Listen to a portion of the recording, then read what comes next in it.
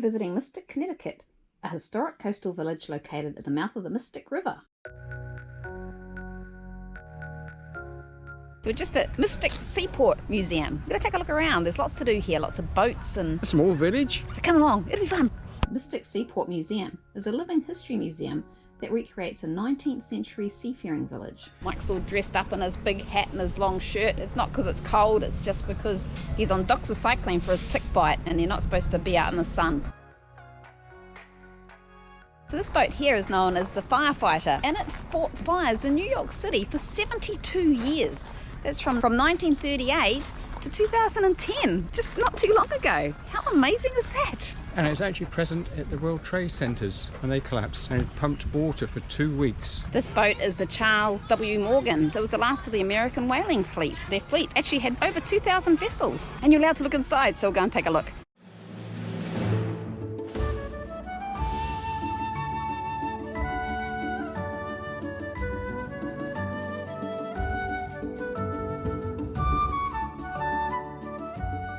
It's a kitchen for the crew. The Charles W. Morgan is a wooden whaling ship built in 1814. The Morgan made 37 whaling voyages during its 80-year career, sailing to every corner of the globe, chasing whales.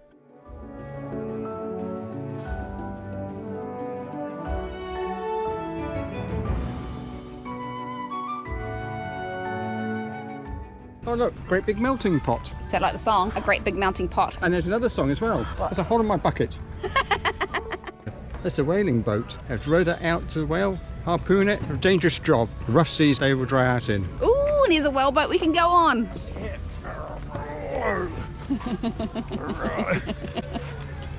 It'll make a good oarman. He's actually useless at rowing a dinghy. Don't tell him that though, don't tell him I said that. We're wandering through the Seaport Village, which has over 60 historic buildings. There's a blacksmith shop, cooperage, and many other maritime trades. Oh, we're pulling up the whaleboat. Let's have a look.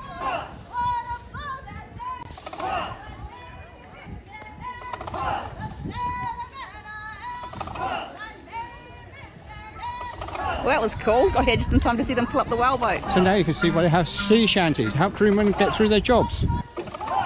The story of your surname is, you went to a village, you might have 2 or 3 Johns. John the blacksmith, John Black, or John Smith. That's how you get your surnames. So if your surname's Cooper, somewhere in your heritage, you must have had a barrel maker.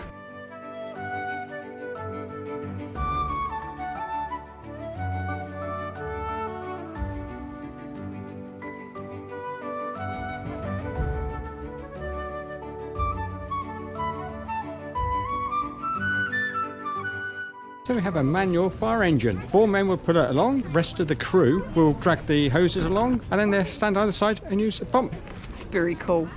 This is very cool. There's all these, it's like a little village, and there's little cute little shops you can go and see.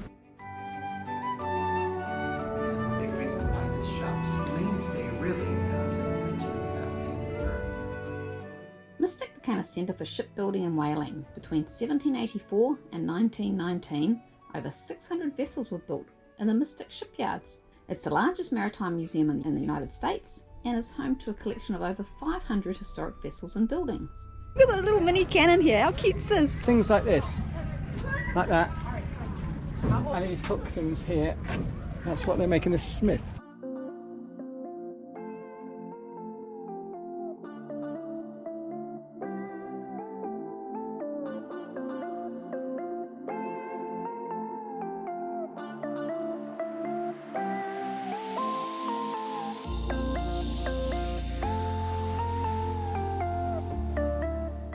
Tend to forget that with the wire lobster pots, at one time they would have been wood and rope, so you need a carpenter and a rope maker. Oysters, the first American fast food, believe it or not. Oysters were cheap, nutritious, and in their shells could survive for a long time out of water, making them easy to ship and store safely.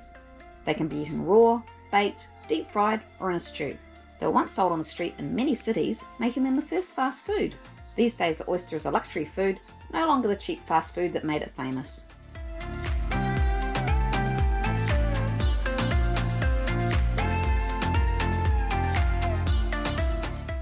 And oysters were cheap, 1 cent each.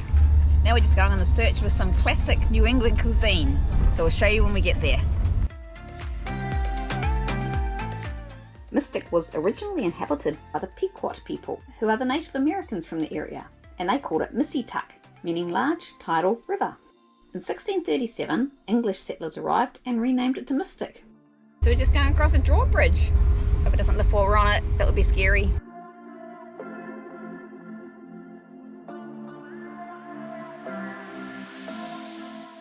So Mystic's famous for Mystic Pizza. Mystic Pizza is a pizza spot here that inspired the 1988 film of the same name starring Julia Roberts. The restaurant was founded in 1973 and became world famous in 1988 after the release of the film, but that's not where we'll be eating.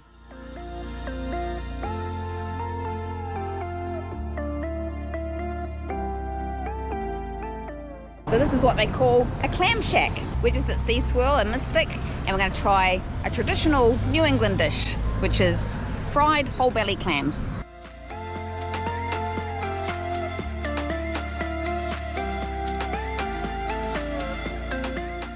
So this is the whole belly clams. They're deep fried. Well, they look interesting. Put it with a serving of chips. So Mike's going to try it and he's going to tell us what he thinks. He's going to have the first try. It's probably going to be hot. It's been like, it's got a dangly bit.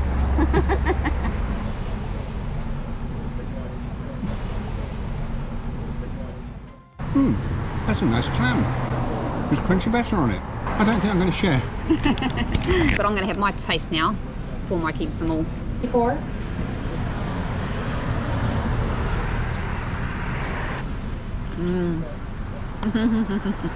That is really good. It's kind of like a deep fried oyster. It's got that sort of flavour about it. I don't know what they've done with the batter, but it's very crispy. So Mystic's a really neat little tourist town. Heaps to do here. You could easily spend a few days here, but we're just here for the day. Now we're just going to head to Rhode Island. It's another state, and it's not actually an island. I always thought Rhode Island was an island, but it's not. So that's where we're going now. We're going to have a look around there. We're just in Rhode Island. It was a very hot day yesterday, and today we've got jumpers on. Almost wintry. It's nice being by the sea again. We just stopped at Iggy's Doughboys down by Point Judith Lighthouse in Rhode Island, and we've got a couple of traditional classic Rhode Island treats, and it involves clams. So we'll show you what we got.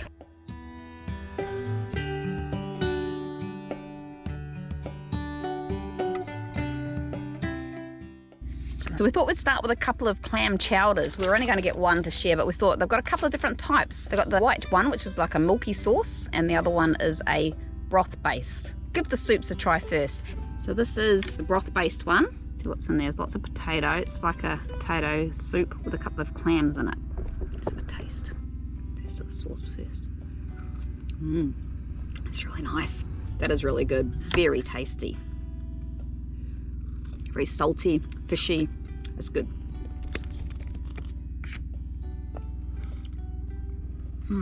That's nice. Definitely like a clear fishy soup. Let's have a look. So inside there looks like there's potato, it's basically potato and clams, mostly potatoes. There looks like there's some celery in there. Oh no. Neither of us like celery, but it's okay in a soup. As long as the flavour's cooked out of it, it's fine. Now I'm going to try the creamy one.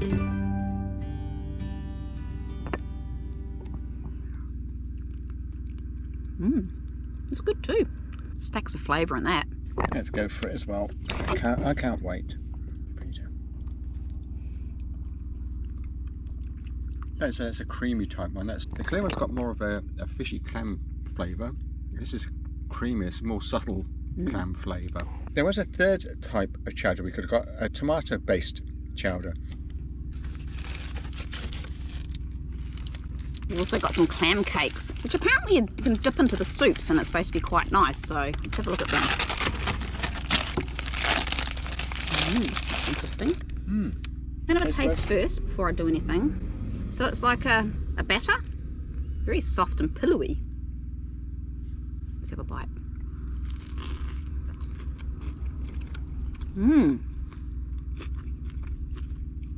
It sounds as if it had a crunch to it. Might be the shell. These are delicious. It's like a donut. It's like a savoury donut. And there's no actual chunky bits of clam in there. They must all be just like minced in. But man, it's really tasty. I don't even know if I want to dip it in my soup. Good. You try yours. Oh, definitely donut type, but savoury and just gorgeous. I'm going to have to dip mine in the soup though.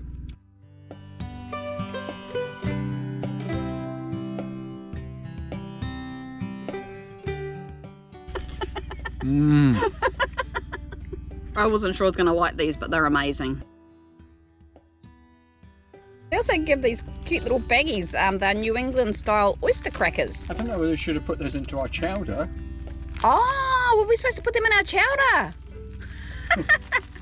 Oh well.